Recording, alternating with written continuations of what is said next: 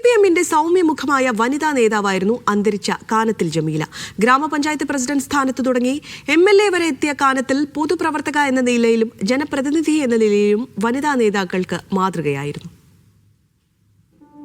മലബാറിൽ നിന്നുള്ള ആദ്യ വനിതാ മുസ്ലിം MLA, കോഴിക്കോട്ടെ CPMന്റെ മുസ്ലിം വനിതാ മുഖം, ത്രിതല പഞ്ചായത്തിന്റെ എല്ലാ മേഖലയിലും ഭരണത്തിന് നേതൃത്വം നൽകിയ വനിത, രാഷ്ട്രീയ ഭേദമന്യേ ജനങ്ങളുമായി സൗമ്യതയോടെ ഇടപഴകിയ ജനനേതാവ്. കാനത്തിൽ ജമീലയ്ക്ക് വിശേഷണങ്ങൾ നിരവധിയാണ്. LIC ഏജന്റായിരിക്കെയാണ് രാഷ്ട്രീയ പ്രവർത്തന രംഗത്തേക്ക് കാനത്തിൽ ജമീല കടന്നുവരുന്നത്. 1995 തലക്കുളത്തൂരിൽ നിന്ന് ആദ്യമായി ജനവിധി തേടി പഞ്ചായത്ത് പ്രസിഡന്റായി. 2005 ബ്ലോക്ക് പഞ്ചായത്തിലേക്ക് മത്സരിച്ചു. ചേളന്നൂർ ബ്ലോക്ക് പഞ്ചായത്ത് പ്രസിഡന്റായി തെരഞ്ഞെടുക്കപ്പെട്ടു. 2010 ജില്ലാ പഞ്ചായത്ത് പ്രസിഡന്റാവുന്നത്.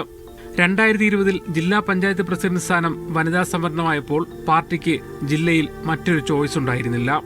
കാനത്തിൽ ജമീല രണ്ടാമതും കോഴിക്കോട് ജില്ലാ പഞ്ചായത്തിന്റെ പ്രസിഡന്റായി.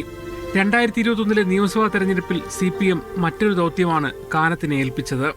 ജില്ലാ പഞ്ചായത്ത് പ്രസിഡന്റ് സ്ഥാനം രാജിവെച്ച് കൊയിലാണ്ടി മണ്ഡലത്തിൽ നിന്ന് ജനവിധി തേടുക.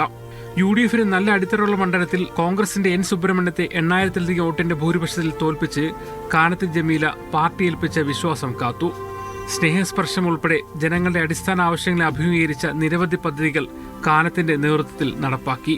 ജനകീയ MLA ആയി പ്രവർത്തിക്കുന്നതിനിടെയാണ് അർബുദ രോഗം പിടിപെടുന്നത്. ചെന്നൈ അപ്പോളോ ആശുപത്രിയിലും കോഴിക്കോട്ടെ സ്വകാര്യ ആശുപത്രിയിലുമായി ചികിത്സ തുടർന്നു.